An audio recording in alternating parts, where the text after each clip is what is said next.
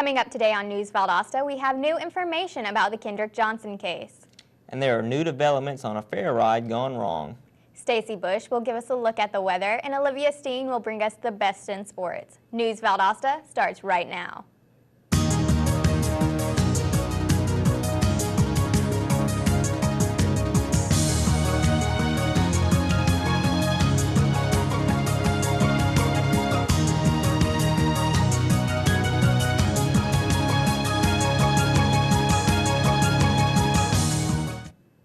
Welcome to News Valdosta. I'm Jennifer Dandrin. And I'm Chris Jones.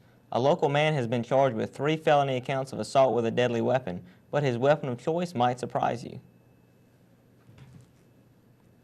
The U.S. Attorney says he will conduct a formal review into the death of Lowndes High student Kendrick Johnson.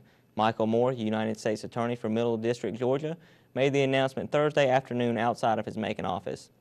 But Moore said that if a crime did occur, it might not be a crime that can be prosecuted by federal court. Moore's office has received all the investigative files needed for his review, including photos, video, and the second autopsy that concluded that the death of Kendrick Johnson was a result of blunt force trauma. This is why the review is critical. The Moore office will not be giving public statements during the review, and also did not provide a timetable for the completion of the review. Timothy Dwayne Teterow of Quitman, a carnival ride operator from Georgia, appeared in a North Carolina court Monday facing 3 counts of assault with a deadly weapon. Teterow was operating a ride at the North Carolina State Fair when several people were injured when the stopped ride abruptly started again. Each of these counts can tack on 8 years in prison. Keith O'Gregory, the Wake County District Court judge, declined a request to lower Teterow's bond of $225,000. Investigators determined the ride was intentionally tampered with to bypass safety devices critical for safe operation. 3 people remain hospitalized from the incident. 2 founding members of the Valdosta group ICU, Issues Concerning Us, are objecting comments by the Reverend Floyd Rose and Lee Touchton from SCLC, the Southern Christian Leadership Conference, about the Kendrick Johnson case. Reverend Rose spoke out recently, saying he didn't think Johnson was murdered. ICU members Troy Daniels and Freddie Richardson Sr. spoke Friday, saying they applaud U.S. Attorney Michael Moore for reviewing the case. Daniels and Richardson say they object to the way the case was handled and how the Johnson family is being portrayed.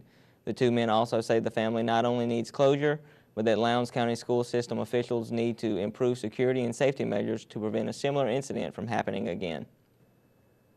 A suspect in a case involving 2 assaults on women has surrendered to police in Albany. Dorothy Jones, an Albany native, and her mother suffered stab wounds to the abdomen after being attacked by Jones's boyfriend. Jones told police she was in her bedroom when her boyfriend Roderick Demetrius Huckabee jumped out of her closet and attacked her without warning. The scuffle then moved to Jones's mother in the kitchen. Both women were taken to Phoebe Putney Hospital and are reported to be in good condition. In Dawson Saturday night, a candlelight vigil for injured 23-year-old Mayor Christopher Wright was attended by more than 100 people. In attendance was his mother Tanya Wright, along with several elected officials. Wright was shot multiple times in Terrell County at his home this week. Investigators say that Wright was returning to his home where his mother and other family members were tied up inside. Initial reports said Mayor Wright was in critical condition and still has to go through multiple surgeries. The family has prohibited the hospital from commenting on Wright's current condition. The Georgia Bureau of Investigations is still investigating the matter. On Friday night, Albany police identified the victim of a fatal pedestrian accident involving 53-year-old Samuel Malone. Malone reportedly was running from a driveway trying to cross South Madison Street a little after 1:30 p.m. In the process, police say he was hit by a Mercury Mountaineer driven by 22-year-old Dominique Taylor. No charges have been filed, but police are continuing to investigate. The search is continuing for an armed man following the robbery of a South Albany restaurant Thursday night. Police say a black man dressed in all black robbed Popeyes on 1401 South Slappy Street at gunpoint around 10 o'clock. Investigators say the man got away with an undetermined amount of money.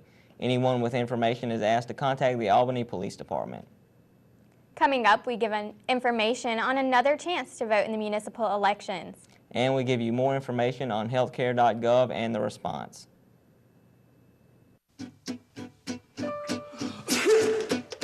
Danse, balance la cadence.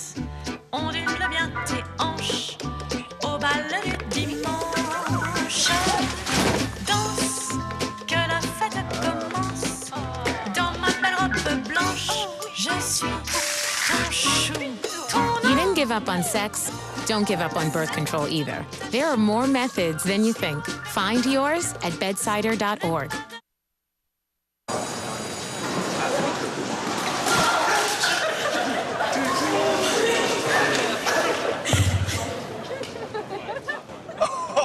That's low. That's low. That's low. Look, he's blushing.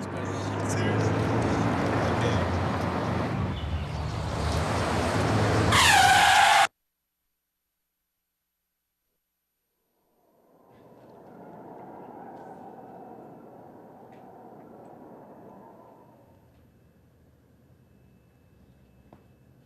Welcome back to News Valdosta.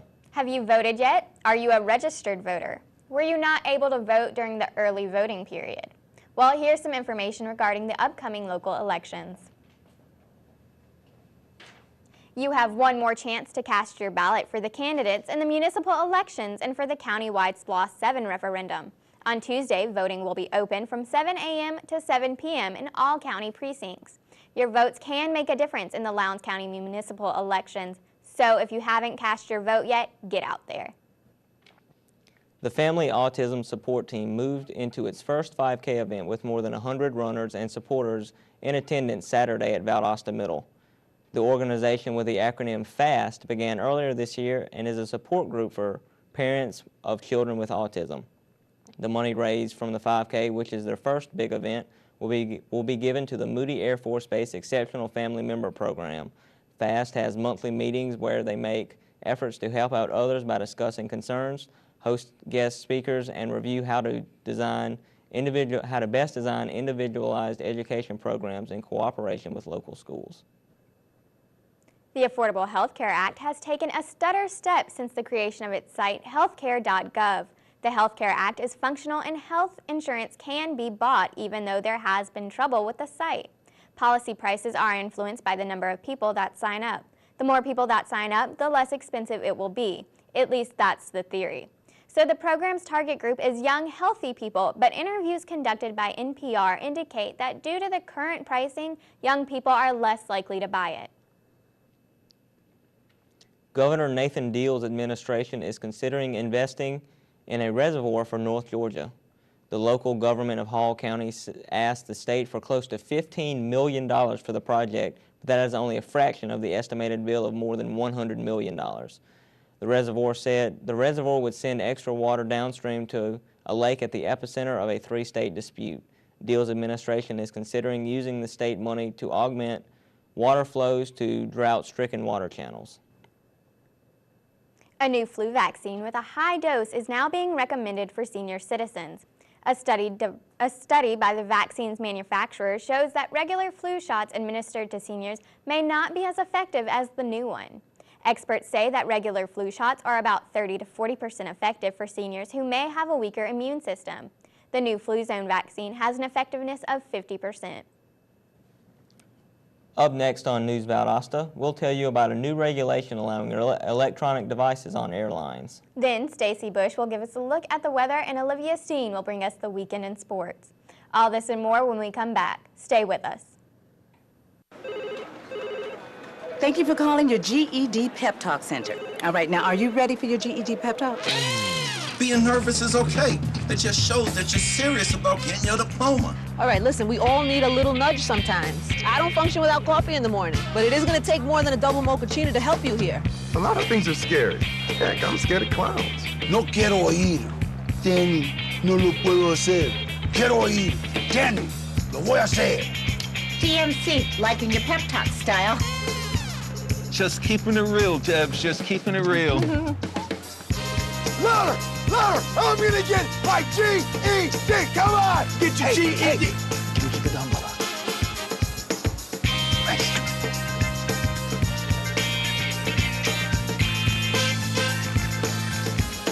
Whatever motivation you need, we've got a pep talk for you. Get your GED pep talk and find free classes at yourged.org.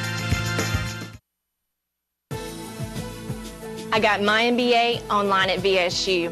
As a working mom who travels on business, I needed an MBA program that fit my schedule and allowed me to balance both my work and home life. VSU's Web MBA was perfect. I was able to spend time with my family in the evenings and then complete my assignments. My MBA is one of my greatest accomplishments. It was hard work, but I would do it again in a heartbeat. Don't wait. Start your MBA today. Welcome back to News Valdosta. Addicted to Candy Crush, words with friends, and videos, and you don't want to shut off your smartphone before a flight? Well, the FAA has some good news for you. Angry Birds is now airborne. Passengers flying on airlines can now read, work, and play video games from departure to destination under the FAA's new flight guidelines. You still can't make calls while on the plane, and the changes won't come immediately, but the changes will be enacted soon. Well, it's the beginning of the work week. Let's check in with weather anchor Stacy Bush at our weather station. Stacy. Thanks, guys. Well, today looks like it will be a beautiful day with a high of 73 degrees and mostly sunny skies and a 0% chance of rain. So get out there and enjoy that beautiful weather before it gets too cold. Tonight, expect a chilly evening with partly cloudy skies at a temperature at 49 degrees with a 10% chance of rain. Tomorrow will be partly cloudy with a high of 71 degrees and 10% chance of rain. That will increase to a 20% chance of rain later that night, with 57 degrees being the low. The UV index is at a 5, but skin and eye damage are still possible, so make sure that if you get out into the sun for more than 20 minutes, you wear sunscreen and sunglasses. The pollen count is extremely low and should remain low for the next several days. Even though it's low, it's better to be safe than sorry, so make sure that you take out that allergy medication to prevent sneezing and itchy eyes. And that's all for weather. Back to you guys at the news desk. Thanks, Stacy. Coming up next, Olivia Steen has the results from the weekend's local football games, so don't go away.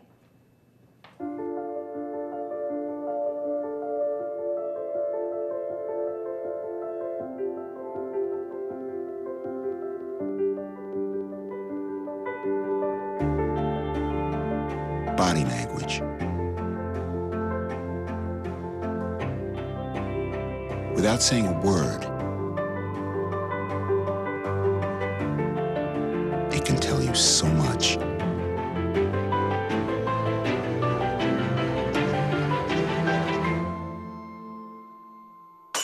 Like someone is having a stroke.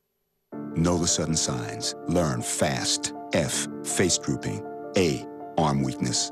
S, speech difficulty. T, time. Time to call 911 immediately. The sooner they get to the hospital, the sooner they'll get treatment. And that can make a remarkable difference in their recovery. Learn the body language, the sudden signs, and spot a stroke fast.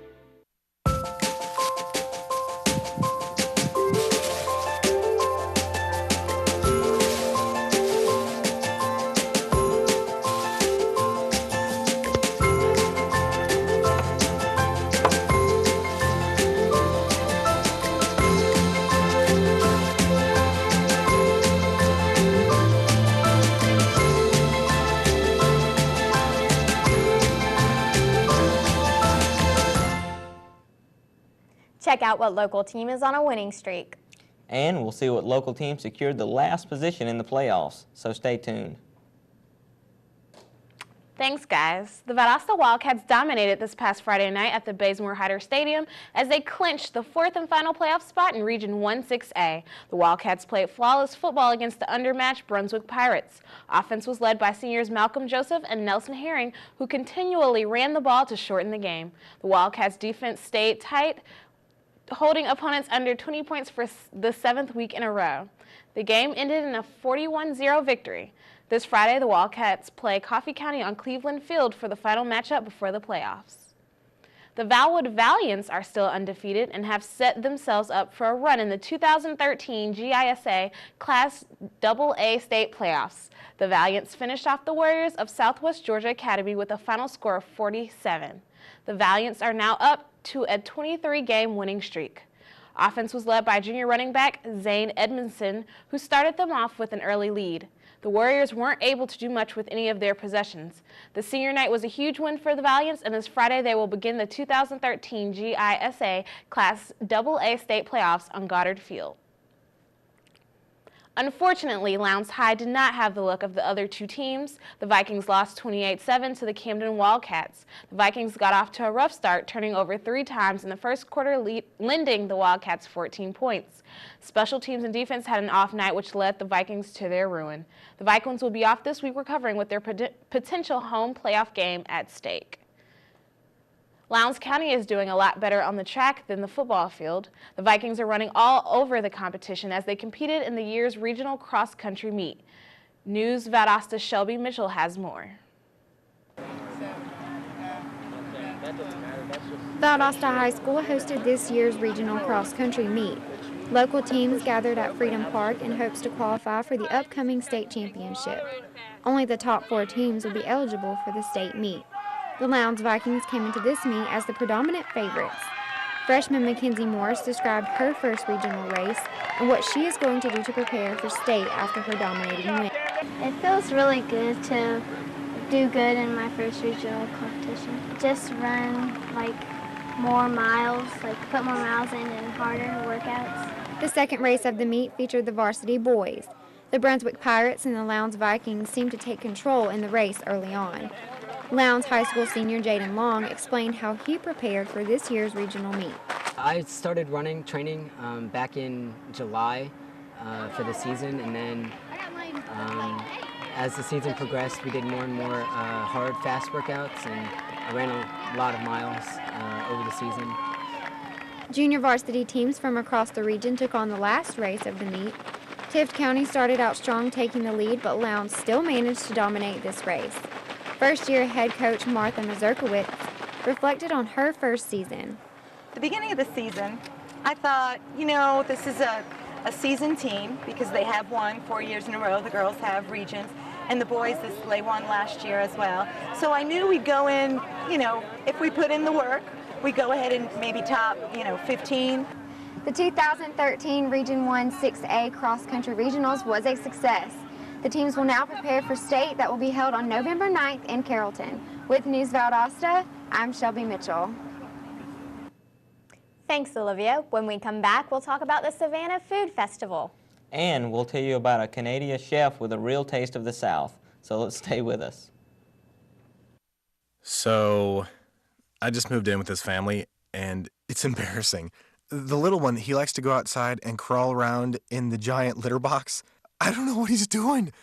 I mean, I was born and I knew how to use the litter box. Look at that. That's disgusting. Oh, poop already. You're making me nervous. Oh, okay, I can't look at this anymore. I really hope he grows out of this, for his sake.